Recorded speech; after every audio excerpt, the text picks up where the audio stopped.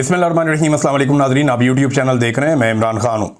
नाज़रीन, पाकिस्तान की मीडिया पे खबरें चल रही हैं और हैरान कुन खबरें चल रही हैं। खबर ये चल रही है कि पाकिस्तान तहरीक इंसाफ की जो लीडरशिप है वो खैबर पख्तूनख्वा की हुकूमत जो है वो मिलकर बाकी जमातों के साथ मुकाबला करेगी इमरान खान साहब के नज़रियाती कारकुनों का। एक अजीब सूरत हाल बन गई है ना।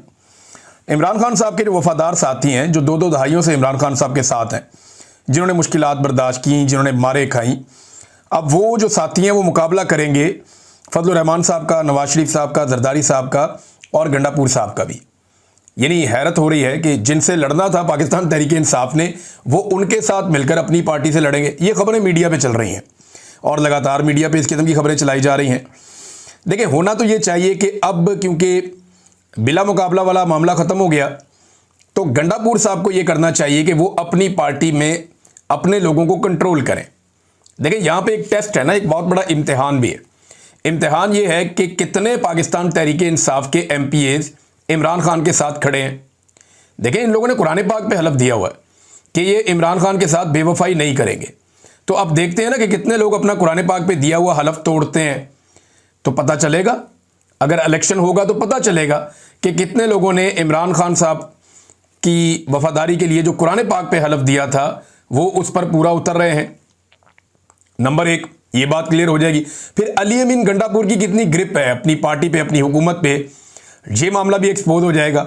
क्योंकि अपोजिशन बार बार ये दावा करती है कि ये सारे आज़ाद उम्मीदवार हैं, हम किसी वक्त भी इन्हें तोड़कर खैबर पख्तूनख्वा की हुकूमत तब्दील कर देंगे। अब अपोजिशन का ये जो दावा है, इसमें कितनी हकीकत है ये भी पता चल जाएगा, तो मामला सारा एक्सपोज हो जाएगा। अब ये वही फजलुर रहमान साहब हैं कि इमरान खान साहब की रिहाई के बारे में भी गंडापुर साहब इनके साथ मिलना नहीं चाहते। यानी गंडापुर साहब इस फजलुर रहमान साहब के साथ चलना ही नहीं चाहते, चाहे इमरान खान साहब की रिहाई की तहरीक क्यों ना हो। लेकिन देखें, इसी गंडापुर के साथ मिलकर जो सेनेट की नशिस्तों का जो मुनाफा बख्श धंधा है उसमें मिल बैठना कोई बुरी बात नहीं है। हैरत हो रही होगी आपको, लेकिन ये सियासत है और ये सियासत नॉर्मली ऐसी होती है। हम सहाफ़ी होने के बावजूद हैरान हो जाते हैं। तो आप लोग तो ये मुझे अच्छी तरह याद है कि एक दफ़ा डॉक्टर और पंजाब हुकूमत बहुत लड़ रहे थे आपस में, मरीज फौत होना शुरू हो गए इनकी लड़ाई में। मीडिया रिपोर्ट करता था पुलिस लड़ रही है डॉक्टरों से, डॉक्टर पुलिस को मार रहे हैं, पंजाब हुकूमत के आपस में दस्तों गिरेबान है। थोड़े दिन के बाद इनकी सुलह हो गई। दोनों ग्रुपों की जब सुलह हुई, वो भी डॉक्टरों का एक सियासी ग्रुप था, तो हमने वहाँ पर सवाल किया कि जो मरीज फौत हो गए उनके लिए जिम्मेदार कौन है। तो राणा सनाउल्लाह साहब ने कहा जी उनके लिए जिम्मेदार मीडिया है, मीडिया का कसूर है जो बंदे मर गए अस्पतालों के अंदर, जो मरीज मारे गए। तो ये सियासत के सीने में दिल नहीं होता, ये किसी तरफ भी चल पड़ते होते हैं। और यही अली अमीन गंडापुर साहब जो है फजलुर रहमान साहब को, जरदारी को, नवाज शरीफ को, इन लोगों को जिम्मेदार समझते हैं पाकिस्तान के मसाइल के लिए, और आज इन्हीं के साथ बिला मुकाबला इलेक्शन में जाना चाहते हैं। और बिलाखिर जो पाकिस्तान तहरीक इंसाफ के लोग जो बगावत कर गए हैं अपनी लीडरशिप से, और वो ये कह रहे हैं कि इमरान खान के नज़रिए के खिलाफ हम नहीं जा सकते। मैं आज इमरान खान साहब की एक तकरीर सुन रहा था, किसी ने मुझे क्लिप भेजा हुआ था, और वो ये कह रहे थे कि मैं ऐसे ख़त्म नहीं हो सकता, PTI तब तक ख़त्म नहीं होगी जब तक कि PTI का नज़रिया ख़त्म नहीं होगा। और साथ में वो ये कह रहे थे कि जो गरीब आदमी है उसे आगे आना होगा, मिडिल क्लास को आगे आना होगा। ताकत के बलबूते के ऊपर जो लोग सियासत करते हैं वो गलत है। आप ताकत के बलबूते के ऊपर और पैसे के बलबूते के ऊपर आप तब्दीली नहीं ला सकते। यानी वो आप एक शॉर्टकट आपको मिल जाता है तो आप शॉर्टकट, कोई शॉर्टकट नहीं होता कामयाबी का, वो शॉर्टकट अजीज बन जाता है। ये भी उन्होंने बात कही थी उस तकरीर में। तो मैं ये सुन रहा था तो मैं हैरान हो रहा था कि इमरान खान साहब तो अपने मुंह से खुद ये कहते रहे हैं कि कभी भी ताकत से मरगूब ना हो, पैसे से मरगूब ना हो, पैसे के लिए। बल्कि एक वीडियो मैं आपको पैसे वाली सुनाता हूँ ऑडियो, ये यहाँ पे लकीली मेरे पास अभी पड़ी हुई है। तो इमरान खान साहब की जो पैसों के हवाले से एक ऑडियो है, जरा ये सुने आप। सब मेरे नौजवानों, आज मेरी बात याद रख लेना, बड़े बड़े मैंने लोगों को देखा कि पैसे के पीछे भाग भाग के अपनी जिंदगी तबाह की। बड़ा पैसा कहीं उन्हें बना के अपने बच्चों के लिए छोड़ा, उस पैसे ने बच्चों को तबाह कर दिया। पैसे से याद रखें कि कभी पैसे से इस्तेमाल ना हो, पैसे को इस्तेमाल करना सीखें। ये जनाब इमरान खान साहब कह रहे थे कि पैसे को इस्तेमाल करना सीखें, पैसे से इस्तेमाल ना हो। अब जो लोग सेनेट में आ रहे हैं उनमें 4 उम्मीदवार ऐसे हैं जो हर पार्टी ने एक उम्मीदवार डाला हुआ है। उसका अगर कोई आप एक खूबी उसकी निकालें तो वो पैसा है। अमीर मुकाम के पास क्या है? पैसा है। उनके बेटे आ रहे हैं सेनेट में, सेनेटर तलहा महमूद के पास क्या है? पैसा है, पीपल्स पार्टी से आ रहे हैं।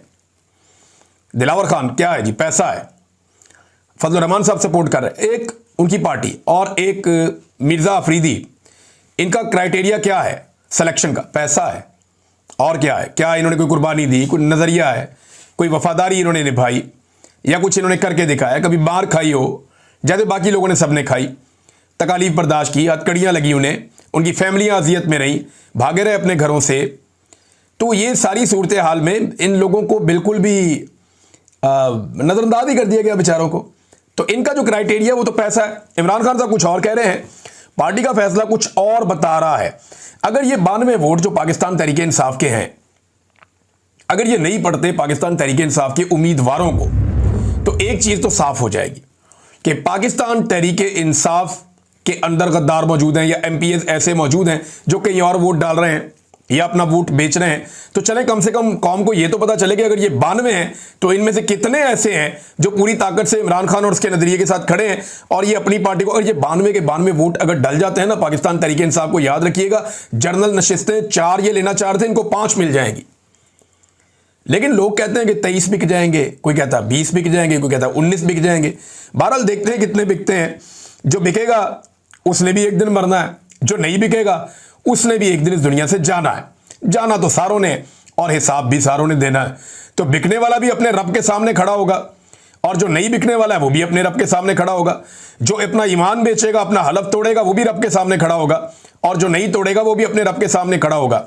वो क्या हालत हो रही थी उसकी एहराम के अंदर, जो तफ्तीशी ऑफिसर है वो जो गया हुआ है, एक गवाह जो वहां पे हलफ नहीं ले रहा था कि मुझ पे अल्लाह का कहर नाजिल हो अगर मैं झूठ बोलूं, तो वो ये बात कहने के लिए तैयार नहीं था। एहराम में वहां पे मौजूद था, वो हरम में या मक्का में, तो वो ये बात नहीं कह पा रहा था, खौफजदा था, डरा हुआ था।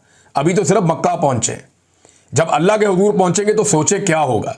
तो कोई भी चीज करने से पहले कम से कम ये जरूर सोचें कि मेरा रब क्या सोचेगा। देखिए, मैं इनके आईएसआई के पास था, ये मेरे से झूठी गवाही मांगते थे ना, ये कहते थे झूठी गवाही दो, झूठी गवाही दो। इनको इमरान खान के खिलाफ एक झूठी गवाही चाहिए थी और एक इनको चाहिए थी फैज हमीद जर्नैल के खिलाफ झूठी गवाही।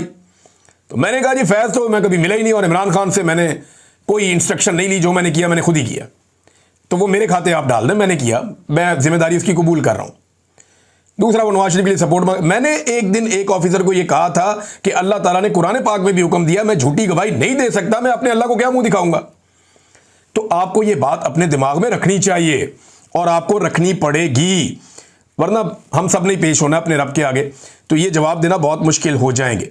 अब ये जो 92 लोग हैं, इनका बहुत बड़ा इम्तिहान है, अली अमीन गंडापुर का बहुत बड़ा इम्तिहान है कि वो अपनी पार्टी के साथ खड़े होते हैं या मीडिया की खबरों के मुताबिक वो पीडीएम की जमातों के सात मिलकर अपनी पार्टी के नजरियाती जो कारकुन है इमरान खान के पुराने साथी, उनके खिलाफ एक महाज खड़ा करते हैं।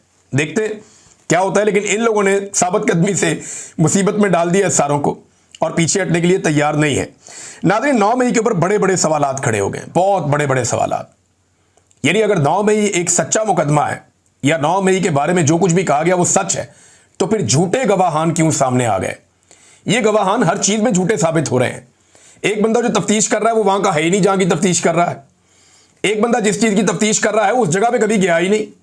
जो बंदा गवाही दे रहा है वो उस मुकाम पे कभी मौजूद ही नहीं था जहां गवाही दे रहा है, और लॉजिकली वहां मौजूद हो भी नहीं सकता, वो तो छुट्टी पे घर गया हुआ था। यानी और डंडे 30 दिन के बाद सड़क से बरामद हो रहे हैं, शेरपाव ब्रिज से, कि ना हमने 30 दिन बाद वहां से जाके डंडे उठा लिए, वहां रेगुलर सफाई होती है, फिर भी डंडे वहां से बरामद हो रहे हैं 30 दिन के बाद। ऐसी ऐसी बोंगियां और ऐसी ऐसी चीजें हैं इस सारे मुकदमे के अंदर कि बंदा हैरान रह जाता है। फर्क हुआ है सारे मुकदमे। यानी एक केस के ऊपर अभी ये इंतजार हुसैन पंजूता साहब ने जस्टिस आलिया नीलम साहिबा जो चीफ जस्टिस हैं लाहौर हाई कोर्ट की, उनके लिए एक बड़ी जबरदस्त चीज सामने रखी है। उन्होंने कहा 9 मई की जो असल हकीकत है जरा सुन लें आप। सरगोदा के एक केस में 3 मुल्जिमान तारक, हमजा और जफरुल्ला, इन पर एक जैसा इल्जाम था। तारक और हमजा ने प्रेस कॉन्फ्रेंस करके तहरीक इंसाफ को छोड़ दिया, जबकि जफरुल्ला डट गया, उसने इनकार कर दिया।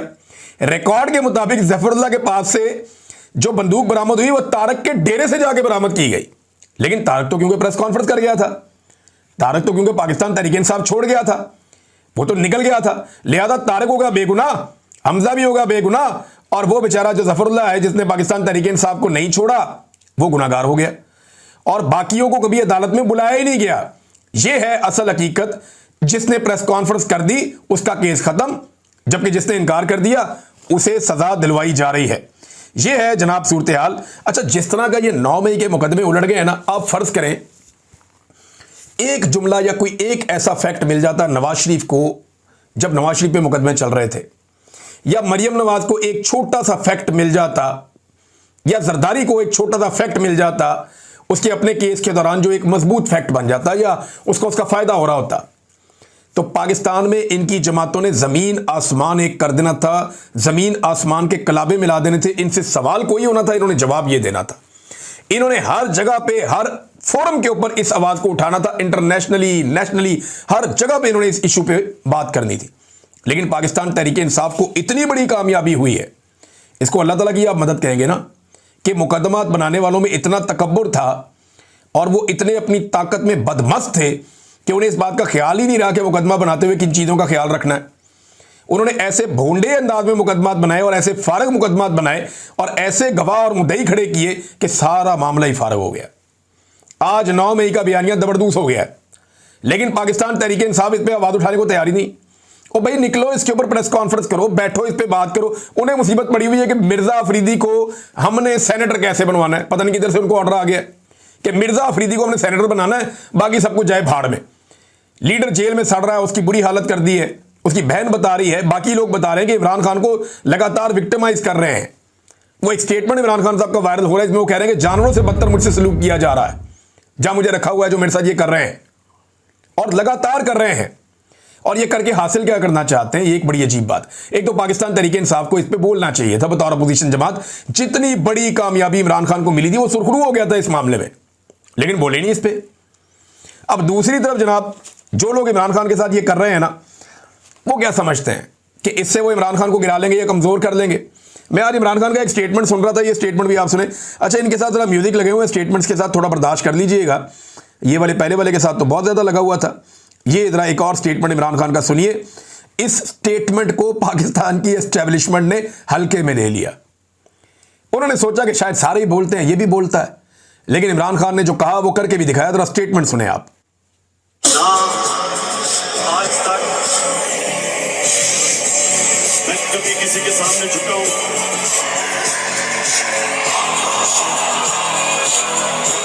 दुआ अल्लाह के, और इंशाल्लाह कभी अपनी कौम को किसी के सामने नहीं झुकने दूंगा इंशाल्लाह। ये जनाब एक और स्टेटमेंट है। अब वो इमरान खान कहता है जी मैं नहीं झुकता, और ये बार बार कहा जब तक मेरे में खून बाकी है या आखिरी कतरा भी है मैं इनसे लड़ूंगा, मैं हार नहीं मानूंगा, मैं इनसे नहीं झुकूंगा, मैं इनसे माफी नहीं मांगूंगा। जेल से रोजाना ये स्टेटमेंट देता है।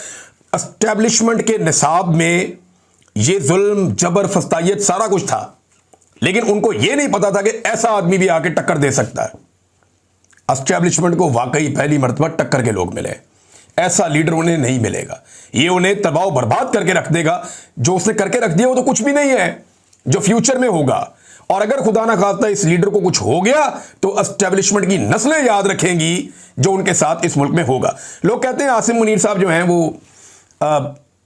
यानी लोग कह रहे हैं कि जी उनका एक प्लान बन गया है और उन्होंने एक्सटेंशन ले ली है, अब वो 3 साल के बजाय 5 साल गुजारेंगे। कुछ लोग कहते हैं जी एक एक्सटेंशन का और भी प्लान है, हो सकता है वो 10 साल गुजारें। मैं कहता हूं 20 साल आसिम मुनीर साहब गुजार लें, और ये जो ज़बरदस्ती जाली हुकूमत बनाई हुई है इसको भी 20 साल गुजार लें। ये सारे मिलकर फिर भी इमरान खान साहब के टखनों तक नहीं पहुंच सकेंगे। ये सारे कुर्सियों पर बैठे हुए बोने बन के इमरान खान के सामने रहेंगे। उसकी वजह यह है उसको अल्लाह ताला ने इज्जत दे दी है। और ये आज तक बेनज़ीर भुट्टो की, फातिमा जिन्ना की और जुल्फ़िकार अली भुट्टो की कब्र से डरते रहे हैं। ये उसका मुकाबला नहीं कर सके, तो इनका मुकाबला तो अब इमरान खान के साथ है। वो बड़ा दलेर आदमी है जो सामने आकर खड़ा हो गया और कौम उसके साथ बड़े भरपूर अंदाज में खड़ी हो गई है। ऐसा हमने इससे पहले देखा नहीं था। इमरान खान साहब को अल्लाह रब्बुल इज़्ज़त ने इज्जत दी है और एक इस्तकामत भी अल्लाह ताला ने उन्हें दी है। अब मामला यह है कि अगर इमरान खान साहब को इस वक्त कोई बर्बाद कर सकता है तो वो इमरान खान साहब की अपनी ज़ात है। वो खुद ही अपने साथ कुछ ऐसा कर लें तो कर लें, वरना ये सारे रल के भी जोर लगा लें और 20 साल जोर लगा लें, ये कुछ नहीं कर सकेंगे। ना ये इमरान खान को तारीख में से मिटा सकते हैं, ना ये इमरान खान को बदनाम कर सकते हैं, ना उसका चेहरा मसक कर सकते हैं, क्योंकि 3 नस्लें उसे जानती हैं और आने वाली नस्ल उसे पहचानती है। लोगों को पता है कि ये कौन आदमी है जो जेल के अंदर है। आप किसी प्राइमरी स्कूल में चले जाए ना, छोटे छोटे बच्चे होते हैं नर्सरी के, प्रेप के, 1 2 3 के, वहां ऊंची आवाज में आप पूछे ना कौन बचाएगा पाकिस्तान, वो आपको वहीं खड़े खड़े बता देंगे कौन बचाएगा पाकिस्तान। इमरान खान ने कहा था कि वो इनकी नसों में दौड़ता है खून बन के, और मामला ऐसे ही दिखाई दे रहा है। पॉपुलैरिटी का कोई मैच नहीं है, ये उसका मुकाबला कर नहीं सकते, उसका करिश्मा का सामना ही नहीं कर सकते। जिस दिन वो बाहर आएगा ये मुल्क उसका होगा। बेशुमार डिक्टेटर आए थे, गए, और भी आए और चले जाएं, ये इमरान खान का मुकाबला नहीं कर पाएंगे, क्योंकि उसने रेजिलियंस शो की है। पाकिस्तान का कोई एक डिक्टेटर ऐसी सजा नहीं काट सकता जैसी सजा इमरान खान ने काटी है। इससे आधी तकलीफ बर्दाश्त नहीं कर सकता जैसी तकलीफ इमरान खान ने बर्दाश्त की है। तो फिर अल्लाह ताला ने उसे उसी तरह इज्जत भी दी है। जो जितना रेजिलियंट है, जितना जिसका अल्लाह पे भरोसा है, अल्लाह ताला उसे उतनी इज्जत और ताकत देता चला जा रहा है। नाज़रीन, यास्मीन राशिद साहिबा के साथ बहुत सख्त ज्यादती हो रही है, बहुत सख्त और लगातार हो रही है। उन्हें अस्पताल में दाखिल किया गया था और अस्पताल के अंदर इसलिए दाखिल करवाया गया, उनका सांस रुक रहा था, उन्हें प्रॉब्लम हो रही थी, वॉमिटिंग भी हो रही थी, मल्टीपल इश्यूज थे उनके, और वो कैंसर सर्वाइवर हैं, बहुत तकलीफ में है। कई दफ़ा रात के वक्त उनका सांस रुक जाता है। उन्होंने ये भी शिकवा किया कि हमारी बिजली बंद कर दी जाती है, उससे बड़ी दिक्कत होती है, लेकिन किसी ने तवज्जो नहीं दी। उन्हें अस्पताल दाखिल करना पड़ा इमरजेंसी में, लेकिन फिर उन्हें ज़बरदस्ती डिस्चार्ज भी करवा दिया गया अस्पताल से। ये हबस वाले महीने हैं और एक खातून को बड़ी सख्त अजियत और तकलीफ दी जा रही है जिनकी उम्र 70 साल से ज़ायद है। हम बार बार खबरदार कर रहे हैं, पाकिस्तानी बार बार खबरदार कर रहे हैं, पूरा सोशल मीडिया बार बार कह रहा है कि इन लोगों के ऊपर जबर और जुल्म हो रहा है। जो उमर चीमा के साथ हो रहा है, शाह महमूद कुरैशी के साथ हो रहा है, इमरान खान और उनकी एहलिया के साथ हो रहा है। महमूद रशीद साहब को मैंने खुद देखा, वो चल नहीं पा रहे थे, वो बीमार थे, लेकिन वो ये कहते हैं मुझे अपने आप को मजबूत साबित करना है। एजाज चौधरी साहब, उनका जो है वो बाकायदा ऑपरेशन हुआ, किन हालात से वो गुजर रहे हैं वो भी सारी दुनिया जानती है।